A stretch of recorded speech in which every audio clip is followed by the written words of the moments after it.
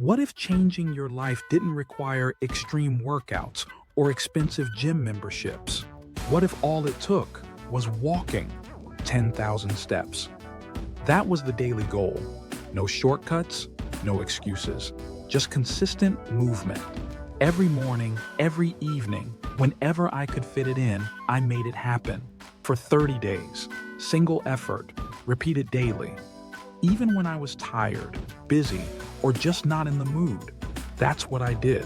I stopped overthinking and just started moving. No waiting for Monday, no perfect conditions. I picked a day and I walked. Then I walked again and again until it became part of me. And the results? They showed up quietly, way beyond what I expected, not just physically, but mentally and emotionally. Welcome to FitLife Hub, where we turn simple habits into lasting transformation. If you're tired of forcing fitness into your life, this might be the reset you've been waiting for. Let me take you back to how it all started, how I set the challenge up for myself. It started as a curiosity. I didn't expect much. I just wanted to see what consistency could really do. One simple goal: no diets, no personal trainer, no transformation plan.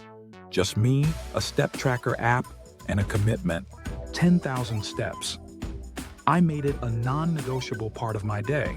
Every step I took became part of a larger story. A story of persistence, of dedication. Single steps turned into single days, each one building the momentum that carried me forward day by day. I could see the progress in more than just my body. It was a mental shift that was happening too. I didn't want to suffer through change. I wanted to enjoy it, or at least learn how to. So I set one rule: make it feel good. Whether I walked alone, with music, with a friend, or just in silence, I wanted those steps to feel like something I looked forward to, not something I endured. Week 1, the wake-up call. The first week opened my eyes. I realized how much of my life was spent sitting, not just physically, but mentally. I was stuck. It felt like I was running in place, trying everything but getting nowhere. My mind and body felt heavy, like I was trapped in a cycle I couldn't break. But deep down, I knew something had to change. The first few days were a shock to my system. My legs ached, not just from the effort, but from the shock of being used again after such a long period of inactivity. Months of sitting at a desk, barely moving, had taken their toll. And now, my body was reminding me of every hour spent sedentary. I was tired. Every part of me screamed for rest, for a break. But deep inside, I knew that the kind of change I wanted required sacrifice. It wasn't easy, but I refused to let tiredness stand in my way. I had to push through it. It felt unnatural, like I was doing something my body had forgotten.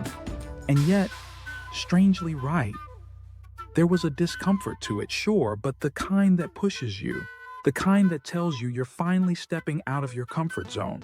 And that felt good, necessary even. But even by day 3 or 4, I started sleeping better. A sense of relief washed over me. I could feel the tension lifting, piece by piece. What seemed impossible just days ago started to feel manageable. The weight on my shoulders was slowly easing up, and I felt a spark of energy returning. And I began to feel something I hadn't felt in a while: momentum. I wasn't crushing workouts or setting personal records, far from it. I was just moving, sweating, trying to reconnect with a part of myself that had been dormant. But I was moving, and that alone was powerful. It was slow, imperfect, sometimes frustrating, but it felt real. And that honesty, that raw effort, meant more to me than any flawless routine ever could. Week 2, the shift. Week 2 was where the habit started to take root.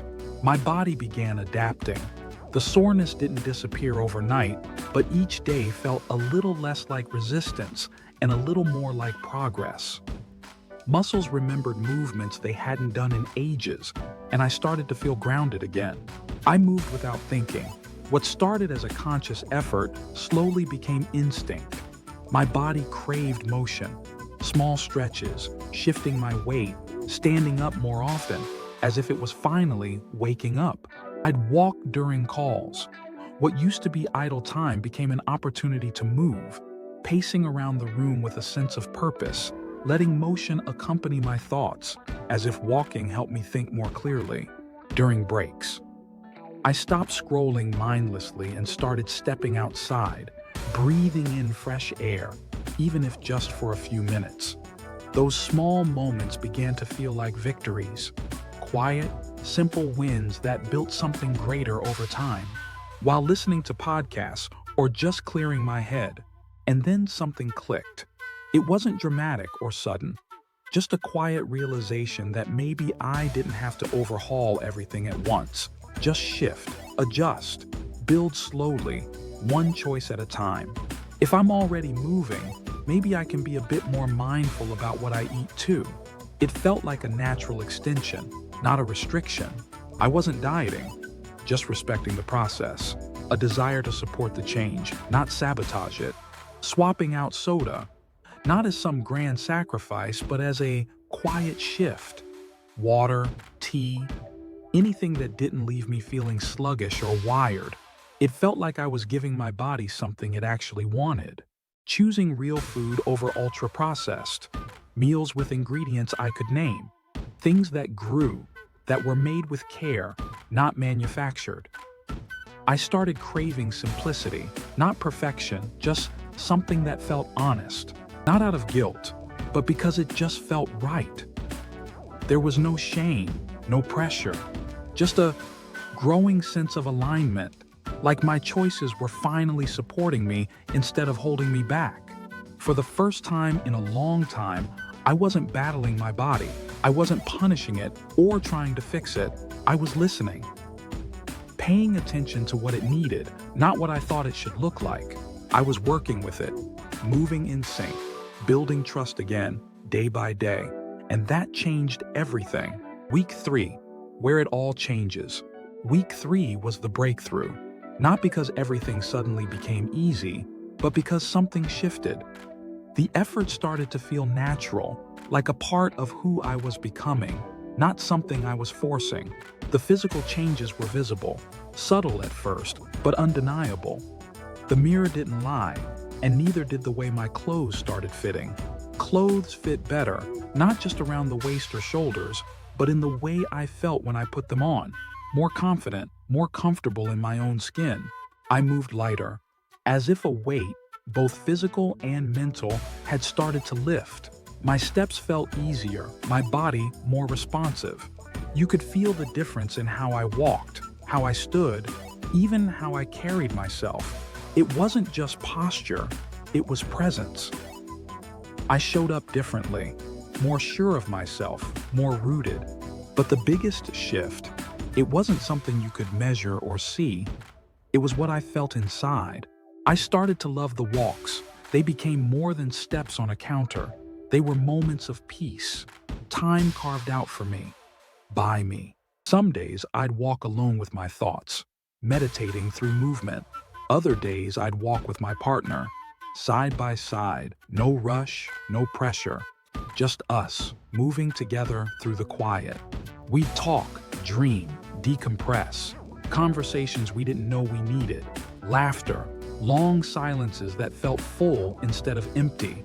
It became a ritual, a moment we both looked forward to, not scheduled, not forced, just something we chose, again and again, because it made life better.